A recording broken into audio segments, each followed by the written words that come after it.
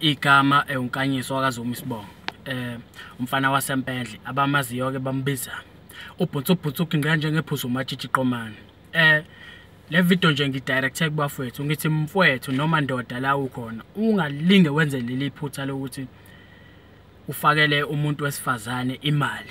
Umuntu nje ongakazi uhlale naye phansi umfakele imali. Ungaboyenza lelo phutha. Cabanga mfethu ngivakashele eThekwini ngise-town ise-town ke lapha. Ngihlangana nje nesinye isimomondiya nje mfethu intombazane edakhi izinqa zakhona umbhede ipakshile amabele umcamelo uyabona nje ukuthi yinhle isulekile wena. Hayi khulume kahle nayo yonke into ihleke ihambe kahle yonke into ngibe sengithatha inamba yayo yokuthi nje sikwazi phela ukuthi siphinde sibonane yebo leyo nto. Ithe iqhamuka eMtuba. Hayi bengiqala nokuhlangana nomuntu waseMtuba ke selongaza. Hayi kuhamba isikhathi sikhulume naye WhatsApp ngiyibhalela WhatsApp sibhalelane. Yabona nje yonke into ihamba kahle hayi sengibona intombi. The kusuka yabe sithi ifuna ukungibona. Yezwa lo nto. Hayi ngijabule phela igxuma inhliziyo hawo nayo intokazi enhle kangaka kusho ukuthi phela igcwele ngesosha hayi ifuna sibonane. Hayi besithi angiyifakele imali wena.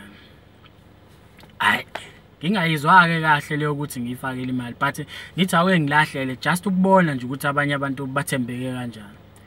Hayi ngiyifakele imali izosuka eMtuba ke ize la eMaritzburg ngoba mina okwamanje ngisala eMaritzburg.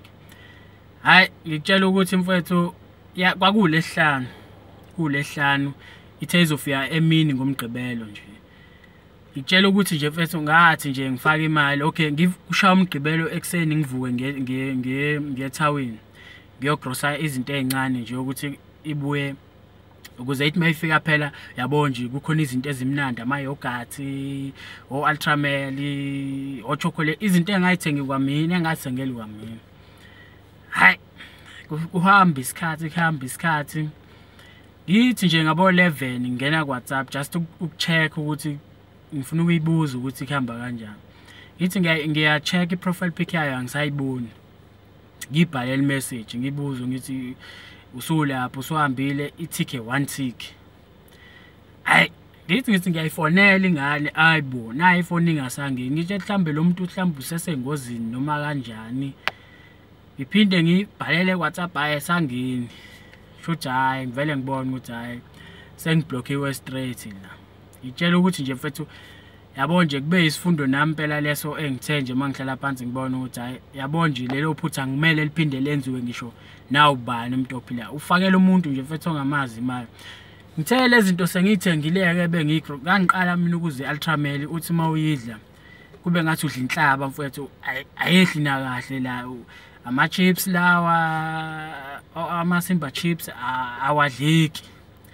Kwasiza kona ngangizoyilahla ngempela zonke lezi kwasiza kona ukuthi khona umjida wami wavela wazidla nje kamnandi zonke lezo zinto. Hayi mfowethu ngithi ungabolenza lelo phutha lokufakela nje umuntu wesifazane imali awumazi nokumazi lo muntu wale kude.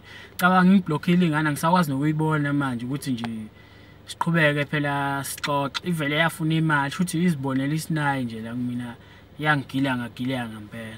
So mfowethu ngithi la ukhona uyiqaphela izinto ezikanjalo.